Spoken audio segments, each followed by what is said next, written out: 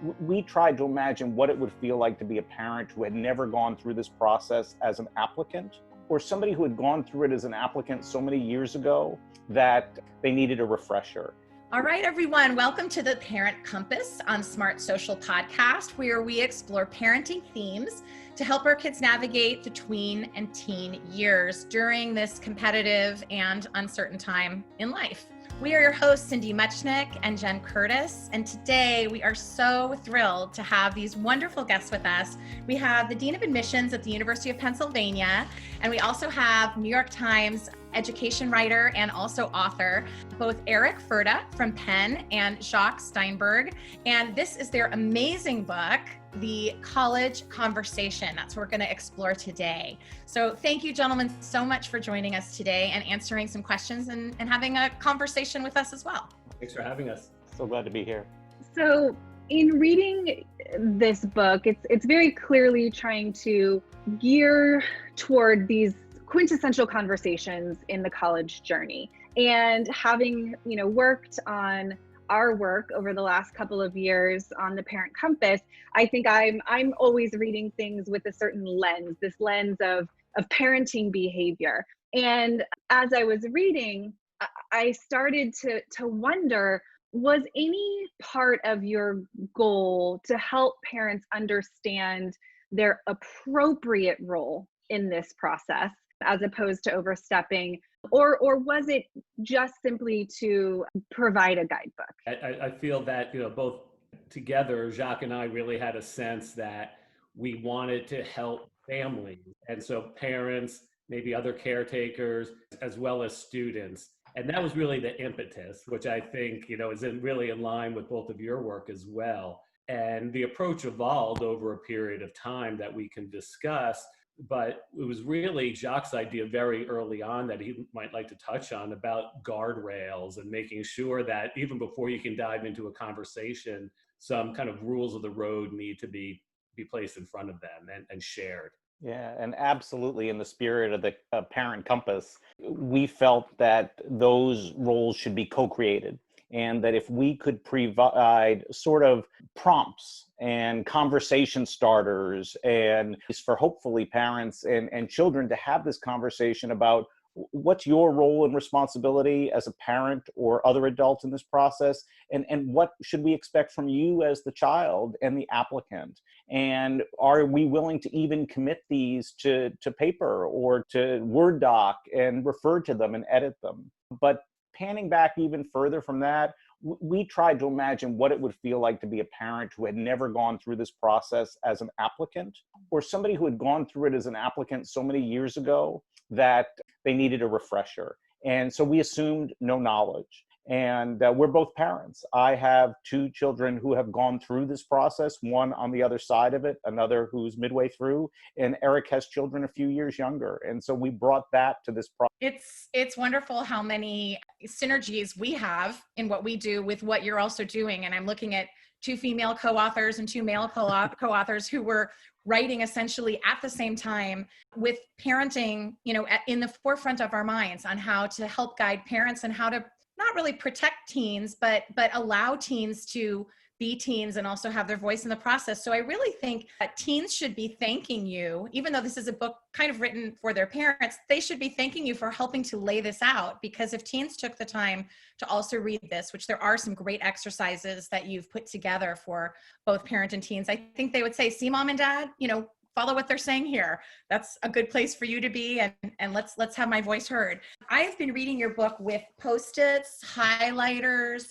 I've had a really good time. Most of the material was familiar to me and from the field that I've also been working in. But something that really stuck out to me that I'd love to get your thoughts on was on page 19, very early on. You say, we want to close this section with a word of caution against you or your child living this phase of the college process online. Or to put it another way, your child's college tour may be the one family vacation that you don't want to share widely on Facebook or Instagram. And obviously technology and the way people choose to share is a hot button issue in this process. Could maybe both of you comment on sort of what you think the parent's role is in technology or broadcasting news or travel? Yeah, I mean, I think that there are many parts in this process where the experience and perspective of an adult is really warranted, that we really do have a role to play as parents. I think those concepts of helicopter parent, snowplow parent implies stay out of it, mom and dad, this is mine. And you're picking up on one of those areas where we can provide some judgment. We know that a post, however well intended or quickly dashed off, can live on. And to sort of ask your child, hey, before you push that button, do you really want to pose in front of the founder's statue on that campus? You may or may not decide you want to apply there. And if you do, you may or may not want people to know that it's a place that you're interested in. But once you put it up on Facebook, it's there. And what's the objective in doing that? And just sort of thinking that through. Fast forwarding later in the process where now you're in. Eric has a wonderful colleague, as do I, named Eileen Fikens, who's a longtime college counselor, who shared with us the phrase, celebrate with dignity. And that applies to social media too. You've gotten what you've wanted. Do you really want to sort of gloat on social? Do you want to think about that person who maybe didn't get what they wanted or don't yet know if they've got what they wanted? Eric, what would you add in terms of our counsel on social? Well, what's so amazing is Jacques and I had the great benefit of being next to each other writing this book. I don't know how the two of you collaborated. Most of the writing, we were in the same room together. And Jacques, you came up with that term. And right when you said it, you know, not having that picture taken. And, you know, I just had that image of, you know, the statue of Benjamin Franklin or any other institution where everyone's posing and taking the picture, which is wonderful in a lot of ways, but not to share it. And, you know, given the children that we collectively have right now, all four of us, you know, thinking about the range of ages, you know, it's so interesting. My daughter is in 4th grade, and she's very different than Jacques' college graduate and current college student, right? And so just their experiences with technology, even among, you know, this generation, is so stark to any experiences we all had. And it comes back to you. And I certainly see that in the seat of Dean of Admissions, where I will be sent screenshots of behavior. Now we're not talking about the campus tour, we're talking about something else. I'll be sent screenshots, and it's been in the news, and we talk about it in the book, where our role then becomes one of, you know, we need to vet this and decide what our actions are going to be. And unfortunately, in this college admissions, you know, kind of in this whole landscape, you know, people aren't going to celebrate for those students who get in if they feel that there's something that they have a complaint about. So, you know, we give the advice all the time. We ask our children to charge their devices, our 7th grader downstairs at night, but they need to go into their hub, right, for school. They're learning online. So it's very hard to separate these pieces out sometimes. Yeah. I think one of the fellow authors we interviewed said, sharing that kind of news, think about your audience being grandparents, aunts and uncles, and your immediate family. Those are the people who have skin in the game and would be the most excited for you. And, you know, broadcasting it, you know, further out can be this permanent tattoo that sort of never goes away. You guys touched on college decisions. And so I think a really important and interesting conversation, as we're talking about conversations through this process, is what is your advice for helping parents speak to their kids in the face of disappointment, in the face of those decisions that they were not expecting or wanting? I mean, I think there's lots of lessons in the college conversations that are happening for the first time. For example, maybe this is the first time that you and your child have had a conversation about money, where you've shared how much money you and your partner perhaps make, and how much you've saved, how much you're willing to pay for this education, how much you expect them to pay. Similarly, this may be the first conversation you've had where it's not possible for you to sort of help them get what they want, and that maybe it didn't go the way they had hoped. And certainly to listen, to not try to take away that pain, because that's not our role, but certainly as parents and adults, we can provide perspective. And I think that's the most important thing. But there's going to be disappointment. You as a parent may be disappointed. Not sure whether or not that's appropriate to share with them, because this process is about them. But Eric, your kids are younger, but we've all had situations where, our kids tried out for something where it didn't happen, or they didn't get quite the grade that they wanted, or the friendship didn't work out the way that they wanted. You want to protect them, right? You want to wrap your arms around them and protect them. And so much of this is about independence. And we talk about the transition at the end of the book, the transition into a college environment. Carol Sutton Lewis is a parenting expert who we had the benefit of having a conversation with, as we were preparing to write the book. And she talks a great deal about, trying not to send too many signals out there that your children are going to read. Just read those signals, that disappointment, that behavior, that, gee, didn't you just love that place we just visited? I would love to go to college there. It's not just about disappointment, it's about elation as well. And I'll share another experience as the Dean of Admissions. This is, months after decisions are out and parents really have not been able to let it go yet.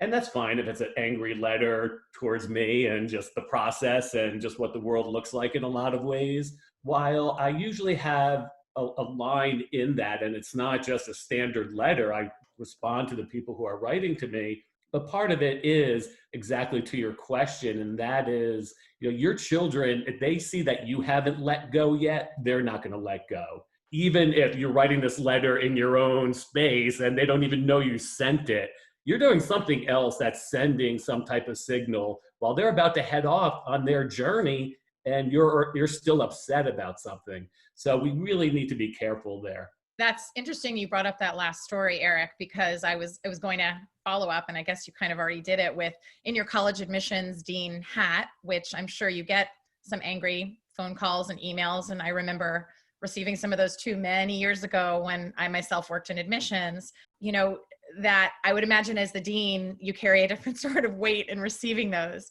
But every student has readers that are reading their applications, and for parents to sort of cross that line of disappointment and not focus on, let's look at where we did get in and let's focus on the positives and, learning from, I would never call this college admissions process failure. If you're not getting in somewhere, you haven't failed by not getting in. This is a complicated, imperfect system that, you could fill classes hundreds of times over with amazing kids. So the kinds of people that an Ivy League school turns away are can create some bitterness. But there are so many colleges, as your book starts out, and maybe you could talk with us a little bit about the idea of alternative schools and how many, could you share with us a little bit how you start the book off with casting that wide net and looking at the net? Yeah, I mean, one of the things we preach at the beginning is an open mind. And look, we stipulate, one of the authors is the Dean of Admission at the University of Pennsylvania and was previously the Executive Director of Admissions at Columbia University. I'm a graduate at Dartmouth College. All of those institutions have very small selectivity rates in terms of their admissions, much smaller certainly than when both of us were applying many years ago, but still. And so the reader has to decide, are you going to be willing to sort of go along with us on the journey of keeping an open mind? But it happens to be great parenting advice. So if you're willing to keep an open mind with us, we pan back at the beginning. There's more than 2,000 four-year colleges in the United States. We just named 3 of them. There's more than 2,000 more. Plus, there's more than 2,000 community colleges. And there are other routes into higher education. So we try to start broad and help you think about, what is it that your child is hoping to get out of this higher education experience, and who are they, and how might they align those qualities with a set of institutions that could help them meet their goals. And that it's, again, you can decide if you want to take it from us or not, but this is about so much more than that sticker that you put in the back window of your car. Is that really the objective of this experience? Really becoming current right now. This is about learning and credentialing, to that question, so, as you think about this, Cindy and Jen, it's, what does learning and credentialing look like? And I think that's a big part of the Y college or the uncollege or the different paths. I mean, particularly in this pandemic, and looking at the economy writ large is, what do I need to learn? What do I value to learn? And I think this gets into the I's and the C's nicely. And then also, what type of environment's going to deliver that for me? And at what sticker price too? Okay, so again, Ivy League graduates here having, co-writing a book, and we're even saying that next iteration is, what does learning and what does credentialing look like, and how is that valued in the marketplace? Well, I wish we had all day to talk to you guys, because we have so many more conversations we want to have. But because time is of the essence, we want to find out, can you share with our audience where we can find this amazing book full of more conversations that really every parent and every teen should share in this journey? I mean, you guys have done a wonderful job of really kind of holding the hand and guiding the parent in ways that keep those guardrails up and hopefully also preserve the important relationship that we have with our adolescents as we're going through this really daunting process. Where can we find you and follow you? So the book is available from every bookseller, whether the big names or independents, and with a nice splash page online. If you Google College Conversation and our names, Furda and Steinberg, is probably the main place to find us and the book. Okay, good. And can we follow you anywhere? I know maybe on LinkedIn, or getting to know some of the other, I know Jacques, you're doing other things as well, and have involved in NACAC and other organizations where we can find your commentary and work. Yeah, and certainly the easiest way to follow me is LinkedIn, and Eric has a robust following on Twitter. The Sirius XM radio show too. So if you want to be on the process, we'd love to have a conversation about your book. That'll be so much fun to turn the tables. We've got the College Conversation, Eric Furda, Jacques Steinberg. Go out. If you are a parent going through this, especially for the first time, please sprint out and get yourself a copy of this. Support your local independent bookstores. And thank you so much, gentlemen, for being on the Parent Compass podcast at SmartSocial.com. We loved having you. Thank you.